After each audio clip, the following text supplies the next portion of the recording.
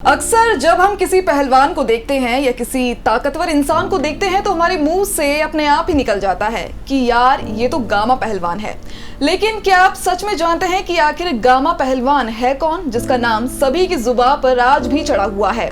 होने को तो दुनिया में कई पहलवान हुए, लेकिन नाम आज भी गामा पहलवान का ही लिया जाता है।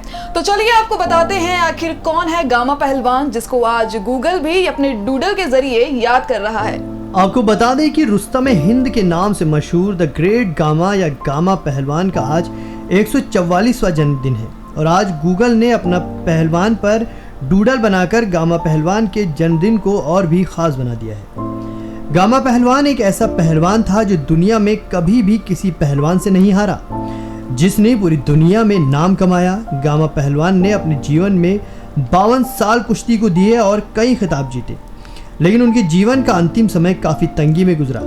कहा जाता है कि जीवन के आखिरी समय में गामा को अपने मेडल तक बेचने पड़े थे। गामा ने महज 10 साल की उम्र में ही पहलवानी शुरू कर दी थी। आमतौर पर इस उम्र के बच्चे या तो स्कूल जाते हैं या खेल कूद में लगे रहते हैं, लेकिन गामा ने इस उम्र में पहलवान बनने का अपना सफ़र शुरू कर दिया था।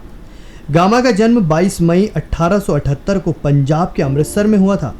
गामा पहलवान के पिता का नाम मोहम्मद अजीज़ बख्श था और वो भी एक पहलवान थे। वहीं गामा का असली नाम गुलाम मोहम्मद था, लेकिन पहचान उनको गामा के नाम से ही जाना जाता है। गामा पहलवान ने कुश्ती की शुरुआती बारीकियां मशहूर पहलवान माधो सिंह से सीखी। इसके बाद उन्हें दतिया के महाराज भवानी सिंह ने पहलवानी करने की हर सुविधा दी, जिससे उनकी पहलवानी निखरती गई। गामा अपने 52 साल के करियर में एक भी मुकाबला नहीं हारे, लेकिन जब 1947 में भारत पाकिस्तान का बंटवारा हुआ तो गामा अपने परिवार के साथ लाहौर चले गए।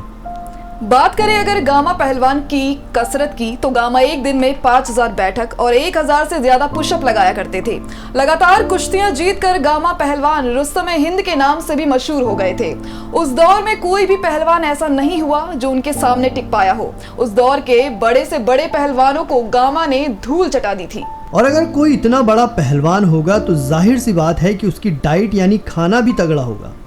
तो अगर बात करें गामा पहलवान की डाइट की, तो वो अपनी डाइट में एक दिन में 6 देसी मुर्गे, 10 लीटर दूध और 100 रोटियां लेते थे।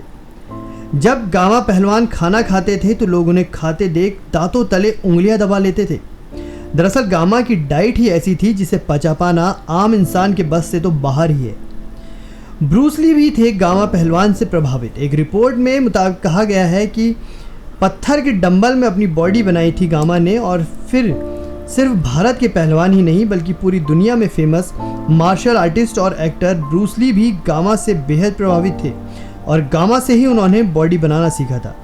बताया जाता है कि ब्रूस ली आर्टिकल्स के ज़रिए गामा पहलवान की कसरत पर नज़र रखते थे और फिर खुद भी उनकी जो कसरत थी उसे प्रैक्टिस किया करते थे। कहा जाता है कि ब्रूस ली ने दंड बैठक लगाना भी गामा को देखकर सीखा था। तो आज गामा पहलवान के जन्मदिन पर JJN न्यूज़ भी उनको श्रद्धांजलि देता है और आपसे वादा करता है कि इसी तरह की खास जानकारियां आपके लिए हम लाते रहेंगे। तो आप ऐसे ही बने रहिए हमारे साथ और देखते रहिए JJN न्यूज़।